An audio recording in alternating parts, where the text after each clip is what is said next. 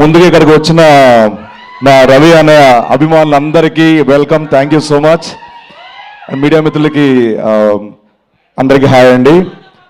మా హరీష్ శంకర్ గారికి sir, Bobby sir and Shiva నిర్వహణ సార్, ముఖ్యంగా మా తిరుమల కిషోర్ సార్, మిరాయి షూటింగ్ అప్పుడు చాలా చాలా క్లోజ్ అయిపోయారు నాకు.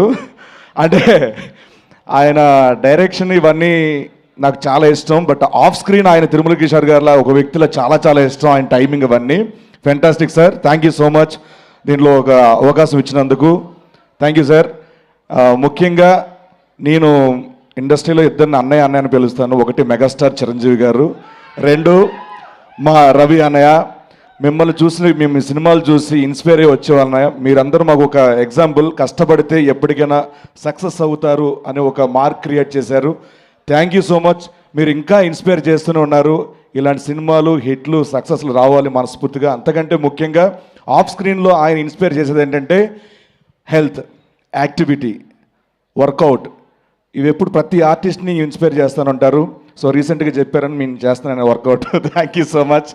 అండ్ ఈ 13th జనవరి 13th భర్త మహాశైలకు విజ్ఞప్తి, కుటుంబ సమేతంగా అందరూ వెళ్ళి హ్యాపీగా నవ్వుకునే cinema.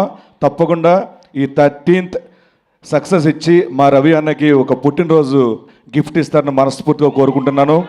Thank you so much, love you all. Thank you so much. Same thing నువ్వు ఒకవేళ కనుక సౌదీలో ఉండుంటే ఎలా చెప్తావు ఆ లాంగ్వేజ్ లో చెప్పు. సేమ్ ఇదంతా ఈ సినిమాకి సంబంధించిన ఇన్ఫర్మేషన్ మొత్తం దుబాయ్. اللي حين بحط ما حد